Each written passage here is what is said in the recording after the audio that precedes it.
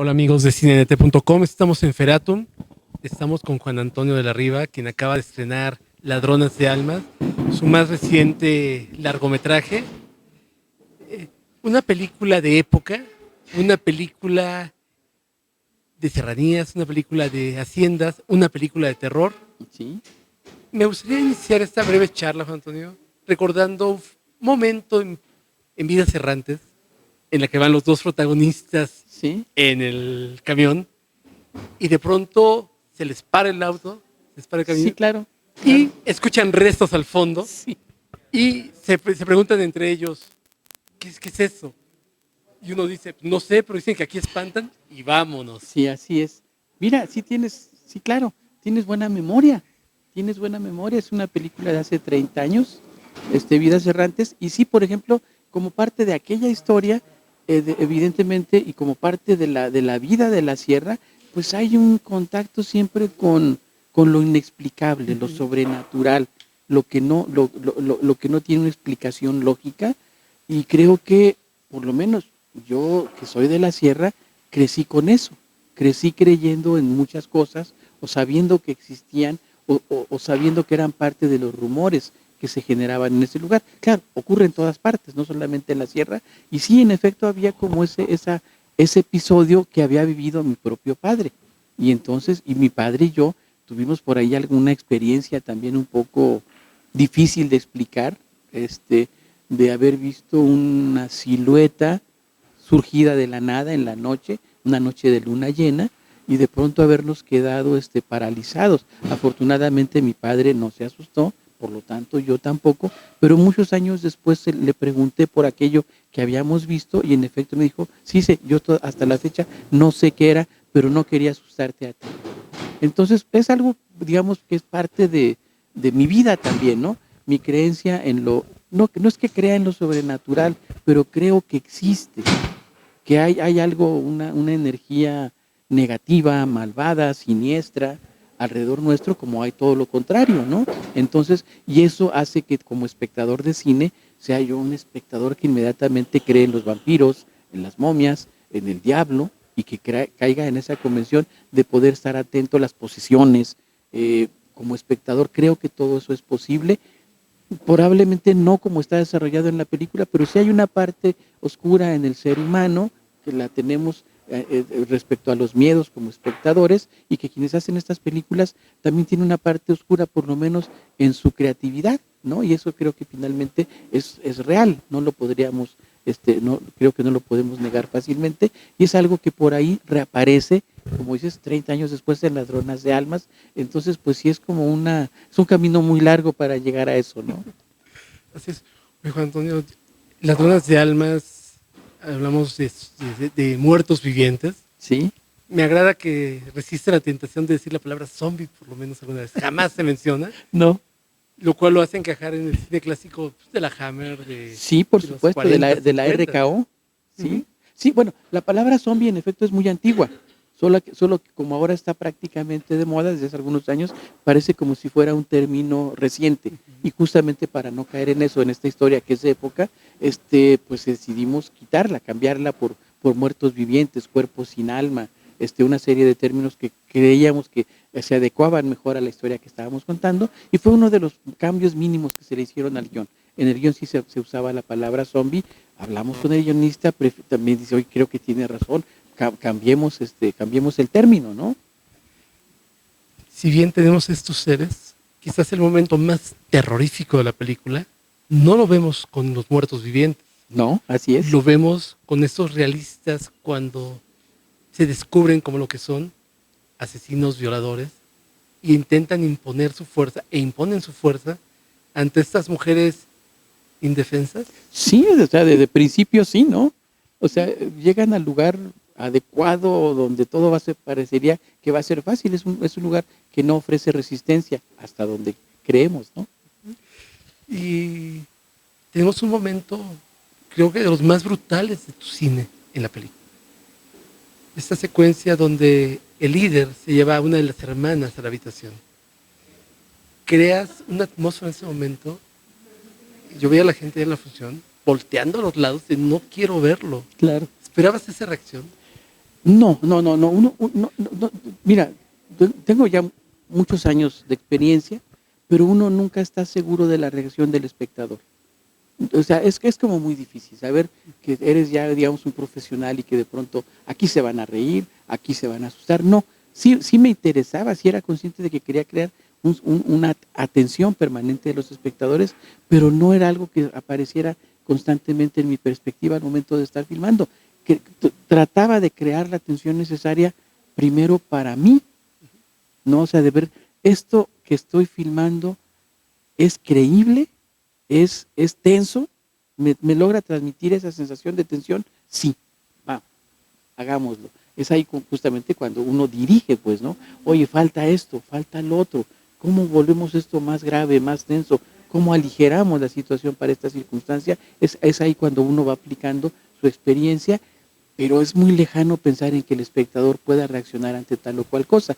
Sí, por ejemplo, sí mantuvimos un tono grave toda la película, justamente pues para tener la reacción que tuvimos ayer. Para mí sí fue una sorpresa decir, oye, sí se puede, ¿no? Pero no es del todo consciente. Hay una parte como director, en mi caso, que te deja llevar en el momento en que la estás contando y luego vendrá la sorpresa, ¿no? Sí, creo que el primer espectador es uno y si tú lo crees, vendrá lo demás. En la escena que te refieres, además de pronto, una solución fue justamente la de la niña, ¿no? Para poder crear todavía más esa tensión. Es como, ¿qué está pasando? Pero va apareciendo en el momento mismo de la filmación. Es decir, está respetando el guión original que plantea la situación, pero cómo lo vas resolviendo, cómo agregas un plano que no estaba previsto, más que en mi plan de trabajo mental, pues es el momento en que va surgiendo, ¿no? Juegas con las convenciones del género y Sí, además juegas con que el espectador ya las conoce para guiarlo a los puntos exactos. sí, para darle la vuelta. Es un acierto del guión, ese es un acierto del guión, por supuesto, ¿no? El grupo de personajes que llegan al lugar equivocado y les va a ir como en feria, pero la película plantea que no, que ellos son los que van a llegar a originar toda esta trifulca, ¿no? En efecto, creo que ese es un acierto del guión y yo en ese sentido siempre he sido muy respetuoso de los guiones que no he escrito, porque al final terminas por imprimirle tu propio estilo de trabajo, aunque no lo pretendas, pero no debes forzar esa posibilidad. Decir, no, no, yo quitaría eso, yo cambiaría esto, yo metería más efectos, menos efectos, no sé qué, no sé cuántas ideas cruzan por la mente de uno al momento de estar ya tomando las decisiones. Soy muy respetuoso, pero también soy muy consciente que está filmado bajo mi óptica personal y que hay un tono que sí tiene que ver con mi trabajo. De pronto no es una necedad, una forma de trabajo pensar que el plano secuencia se adapta a cualquier género. Bueno, pues lo hicimos en esta película y creo que funciona. Claro, no toda la película hay planos secuencias, pero hay muchos momentos. Si te acuerdas cuando están platicando en la troje, los insurgentes y llega el mayordomo de la hacienda, los personajes van, vienen, hay ruidos, se oyen rumores, bien, tal, todo eso es un trabajo que es la forma en que yo veo que se puede dirigir una escena, ¿no? Y no en la otra forma de un plano general, luego intercortes a todos los protagonistas. Son cuestiones como de empecinamiento en lograr algo, algo que a mí como espectador me gustaba mucho de muchas películas de terror, es el uso de la cámara abajo, ¿no? La cámara en contrapicada, y creo que en este caso se prestaba justamente para jugar con esa posibilidad y está utilizado en muchos momentos y no para que se note que hay como unas variantes, pero sí se crea en el espectador que algo está retorcido en la historia, ¿no? Que corresponda visualmente a la historia que estás contando. Tienes, se habla que Juan Antonio Larriva es un gran director de actores, lo hemos visto en varias películas, y aquí tienes a una niña prácticamente sin experiencia, brindándonos una de las actuaciones más creíbles de niños en películas de terror de los últimos años, con reacciones espontáneas, con Sí. reacciones bastante perversas en algunos momentos. Sí. ¿Cómo te sentiste manejando esa niña? No, mira, yo lo asumo de la manera más natural del mundo. He dirigido ya muchos niños en mis películas. Casualmente siempre aparecen por ahí niños en Pueblo de Madera, en Elisa antes del fin del mundo, en El último profeta. Y para mí un niño actor es es un personaje más de la película, no hay un trato especial, porque tiene que desarrollar también una serie de actitudes, de movimientos, de semblantes, que sí, claro, hay una atención especial en el momento en que lo estás haciendo, pero es como parte de ese mismo trabajo, ¿no? De pronto, sí, en efecto, uno tiene la opción de que la niña sobreactúe, o muchos de los otros personajes sobreactúen, cómo mantener ese equilibrio, ¿no?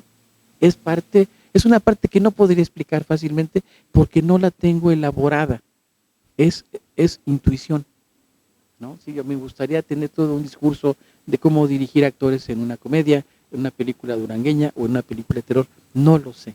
Es una intuición que surge en ese momento y que además es cómo vas creando con un elemento, con el otro y el tercero para que la niña tenga una reacción. Ahí en ciertos casos es la edición, ¿no? Que tiene que ser prácticamente invisible para que el espectador sienta que todos están participando del mismo momento. Todo lo contrario al uso del plano secuencia. Pero para mí es parte, pues sí, que creo que sería como ese espectador privilegiado que soy yo en el momento de estar filmando la película y que de pronto dice, no, eso no va a funcionar. Niña, tienes que hacer tal o cual cosa, ¿no? Tu mirada es demasiado maliciosa, hazlo más tranquila. No sé, una serie de recursos que aparecen en el momento. ¿Cómo te sentiste dirigiendo una película de época? Digo, sabemos que las condiciones de producción en México a veces no son las ideales para este tipo de cine, y en esta ocasión los vestuarios, hasta lo ruinoso de la hacienda, Sí. funciona para crear esta atmósfera necesaria para que el espectador se involucre con la historia. ¿Cómo te sentiste trabajando? Es un poco, es como lo mismo de los otros elementos con los que trabajo en cualquier película. Tienen que ser verosímiles y creíbles. Estamos pensando en una hacienda que ya ha sido atacada, que ya está en decadencia, y entonces los vestuarios no pueden ser fastuosos siendo de época, no van a aparecer ellas con grandes vestuarios, o la familia, etcétera. Tiene que ser acorde a esa realidad. Tampoco van como con ropa de diario, pero vamos, son los elementos que logren dar esa credibilidad. Y es lo mismo que te comento. Quisiera como definírtelo en palabras más elaboradas, en términos más elaborados. Es una intuición a la hora de estar definiendo los vestuarios de la familia, los vestuarios del grupo de malosos, de maleantes que llegan al lugar, cómo volverlo verosímil y creíble, y tienes colaboradores que te hacen sugerencias y que uno va aprobando o no para llegar a un resultado definido. No hay, por ejemplo, algo que me decían cuando en el guión, es que la gente no hablaba así en esa época. No hay voz, o sea, cuando que te refieres a la otra persona como vos, o el vinisteis, ¿no? Ese tipo de cosas.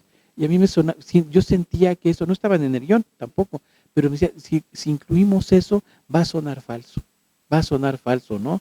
Porque no, el espectador no está habituado a ello, yo tampoco estoy habituado a ese lenguaje, y sin embargo la forma en que lo dicen suena convincente, pero es parte como ese trabajo de dilo, hazlo, y si a mí me convence, adelante, ¿no? Pero hay una serie de cosas, lo mismo el vestuario y la decoración es muy simple, es muy sencilla, pero es creíble, ¿no? Y esto es una gran enseñanza del nuevo cine alemán. El nuevo cine alemán, muchas películas de Herzog son de época con 4 vestuarios y una buena hacienda vieja. Eso es una escuela que tenemos los espectadores de cine, ¿no? O sea, tener esas referencias para no irnos a la fastuosidad de norteamericana, sino a la depuración de otros cineastas, ¿no? Inicias Camino en Feratum. ¿Cuál es el camino que va a seguir la película? Bueno, no lo sé, ¿eh? No sé cuál será el recorrido todavía de la película. Es la primera exhibición, el estreno absoluto, nadie la había visto más que el personal técnico que intervino en ella, es la primera ventana a los espectadores, y pues supongo que vendrá la búsqueda de distribución, la productora que es Cucuyo Driosola está a cargo de eso, y espero que tenga el mejor camino posible, ¿no? Tanto para festivales especializados en el género como para la exhibición en México, pero todavía no la sé. Yo sí espero que los siguientes espectadores pues puedan sorprenderse como lo hicieron los espectadores que la vieron anoche, ¿no? Que todavía haya sorpresas con la película. José Antonio, muchísimas gracias por la entrevista. Mucho éxito con esta película y con tus siguientes proyectos. Muchísimas gracias a ustedes.